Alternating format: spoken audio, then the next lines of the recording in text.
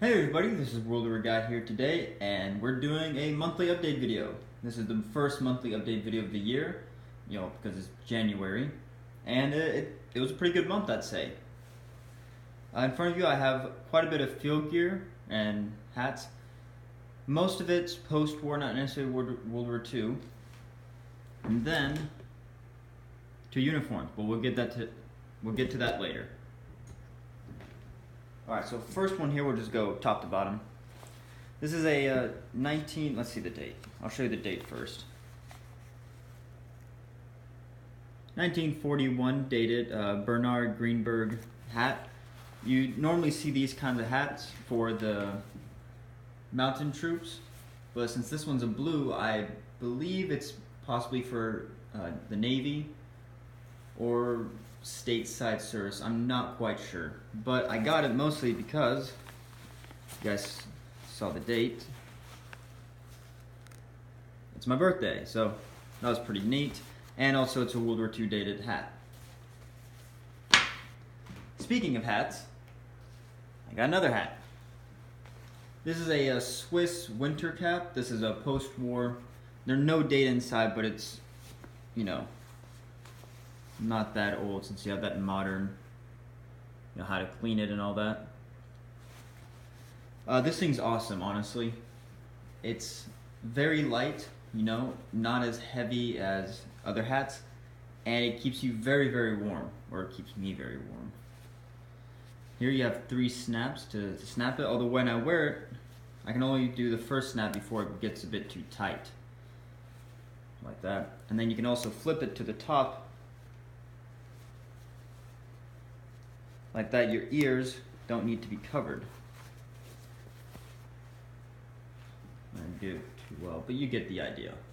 And this flap can come down for a little bit more protection. Really awesome piece. Moving along, I have a Boy Scout canteen. Well, not exactly. The canteen, yeah, it's a Boy Scout one. You can barely see the markings.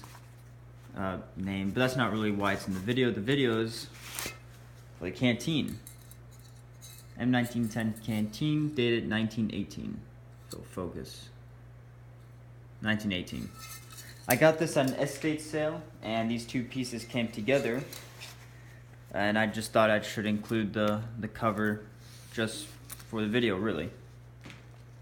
A really neat piece. I have quite a bit of canteen covers, but not enough canteens, so that helps me a bit.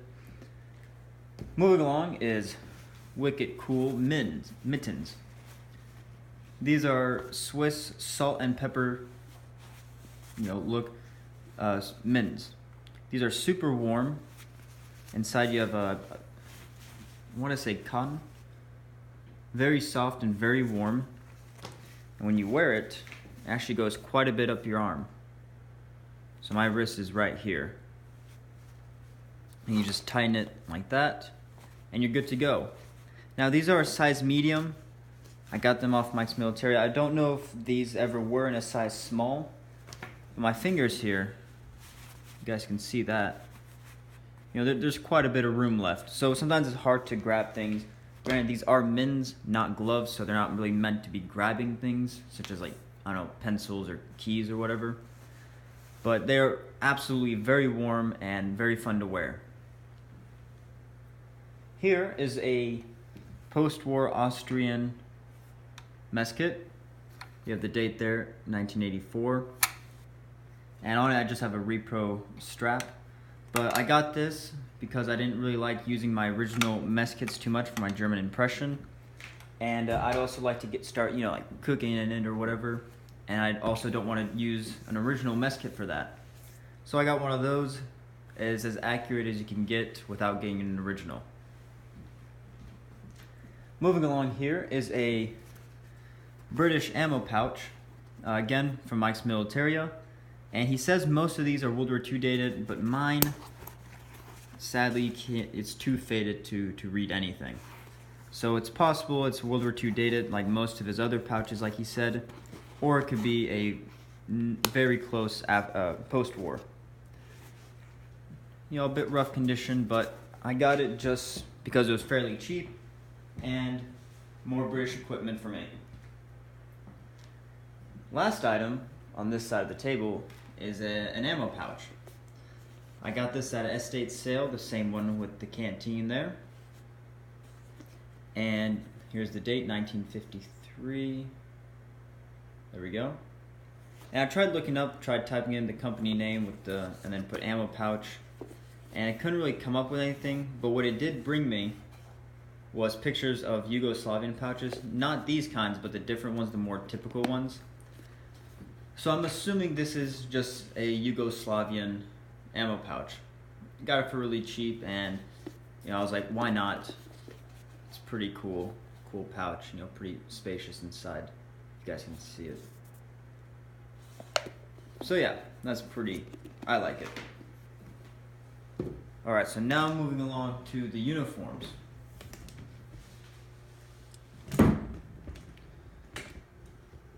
Alright, so as you can see here, we have a Marine Corps dress jacket.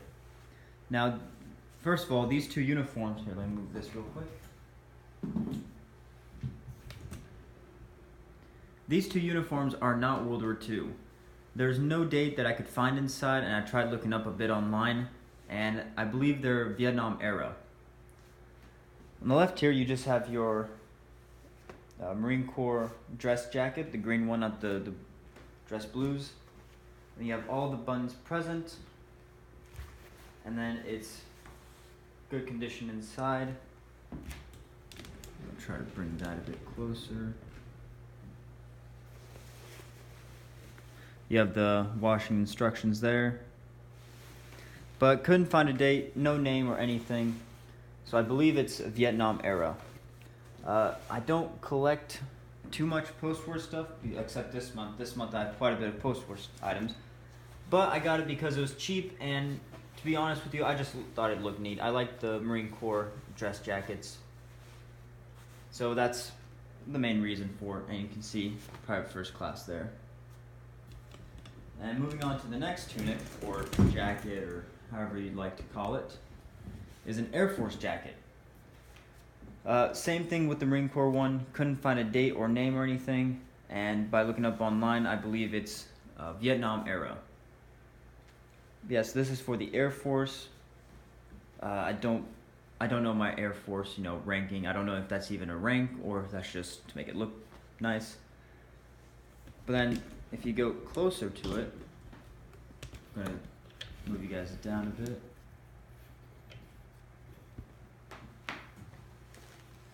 You can see there are some ribbons. Now, I'm not a big medal and ribbon collector, but I did look online, and these are, I believe most of these are World War II ribbons. And then there's some more in here, they're the same ones, and then here it tells me what they are. So there's the Asiatic Pacific Campaign, so if you just took part of the Pacific Campaign, the Philippine Liberation, the Army Good Conduct, and a Victory Medal, all World War II. And it just seems odd, because you have the Army Good Conduct, which is World War II, and yes, the Air Corps was actually part of the Army, it wasn't a separate branch yet. And then you also have the Philippine Liberation, and I don't know if that includes the Air Force or not. I don't even know if these ribbons are actually original to the tunic. Someone could have found them together and just decided to pin them together, and there we go. So I don't know, but yeah, Vietnam era jacket, dress jacket, but I got some World War II pins out of it, or ribbons out of it, which is, not bad. But for those who know more about their medals and ribbons and all that, if you want to let me know why it might be on a Vietnam tunic, the best conclusion I can come up with is whoever wore this, who owned this, served in World War II and then served again in Vietnam, or at least was in the military during Vietnam. Yeah, and then the inside, you have the buttons there. Very nice, but no date or anything, which is too bad. Yeah, so this month was mostly just some cool post-war stuff. Not much for any reenacting or